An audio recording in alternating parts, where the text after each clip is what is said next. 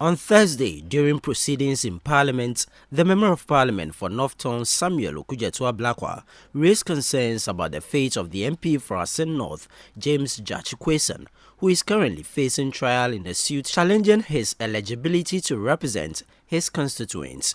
You indicated that you will discuss with leadership and offer some guidance on what should be done moving forward. But since then, we have not heard from you. So I wanted to find out if that discussion has taken place and if this is the agreement that he should continuously be marked absent without permission, knowing the implications of that. I'm grateful, Mr. Speaker. James Gyakye. The Speaker, Alban Bagbin, in his response says there has not been any official communication from the Supreme Court regarding the trial of the MP, hence his inability to comment on the matter. I have no records before me. I only hear, I read in the dailies and the rest, and I cannot take that as evidence. And so I thought that my intervention that day would have drawn the attention of the authorities to do what we generally refer to as the needful. But as of now, I still don't have any evidence of that. And so we should let sleeping dogs lie until the proper thing is done. I've been hearing from people, but we don't have any communication from our colleagues, the arm of government in charge of the judiciary on the matter. So I cannot take it that what I read in the papers and the rest is sufficient evidence for me to act on. And so I've raised this issue before, expecting that there will be a communication to us on that issue. And nothing has come so far. And that is the difficulty I have.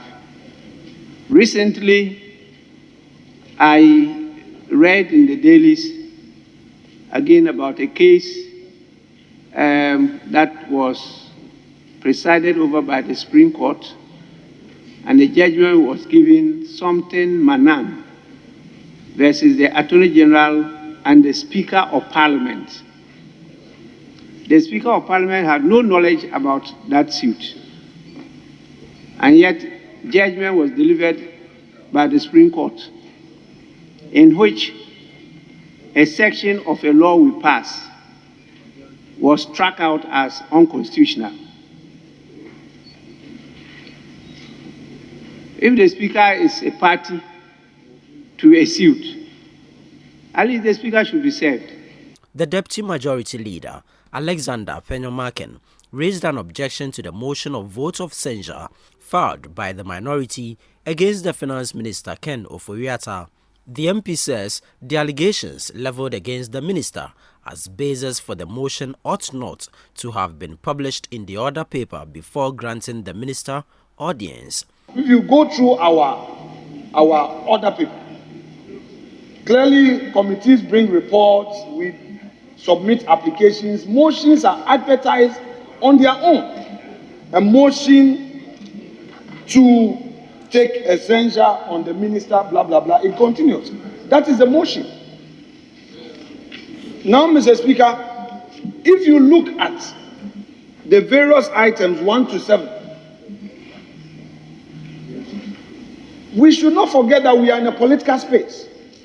And particularly if you look at item 1, the way it has been couched, the man has already been condemned long before his head. The respondent in this matter, Mr. Speaker, the respondent in this application has already been condemned with allegations, not facts. Mr. Speaker, we are dealing with motion on censure and not any other motion. However, if there's an omnibus clause which can be applicable, mutatis mutandis, I am ready to go on that tangent, which allows a motion to be advertised accompanied with allegations, which is not founded on facts. If that is the way my colleagues on the minority side are saying is the intendment of the Constitution, they should provide proof. I am saying that, Mr. Speaker, the motion is supposed to be advertised. That is what the Constitution says. The Constitution is not saying that you should accompany it with allegations as part of the motion. That is my contention. And if they beg to disagree, they should say so for the records to capture. And if there is any other provision that perhaps I have not read, which allows you to state allegations, not facts, to support your motion, they should again draw my attention. I'm ready to learn.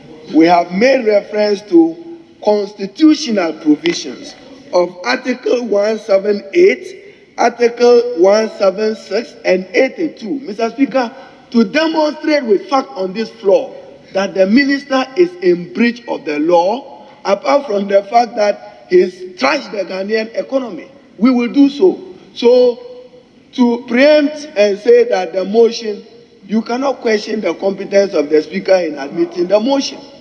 And we have not given you any facts. We are only giving you headlines of the matters to which we will lead with evidence. Mr. Speaker, our evidence will be in the category beyond shadow of doubt. Beyond shadow of doubt. That the Ghanaian economy is a trash economy. The Citi worst performing currency in the world. So, Mr. Speaker, you shouldn't preempt the debate. You have done what is constitutionally right. I expect him to be assuring me that his side will support this and by consensus will save this country.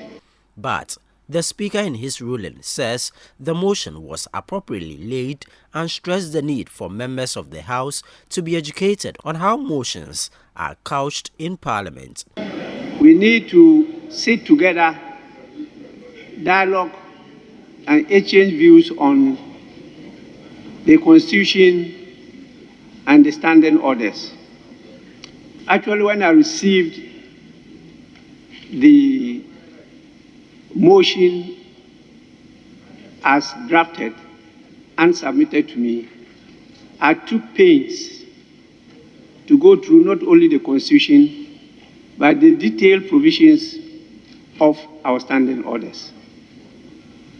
And I had to deeply consider some of these issues that you have raised and came to the conclusion that the motion was properly drafted.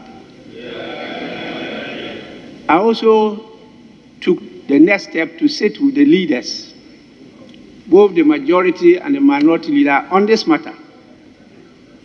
We discussed it before even I admitted it and then submitted it to the clerk's office.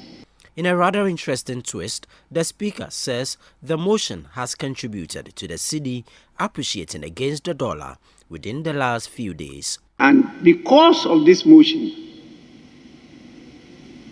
you know what has happened to the state of our city.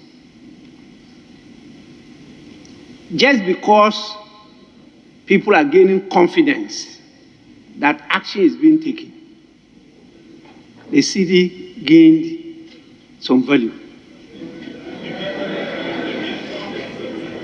And Parliament should be commended.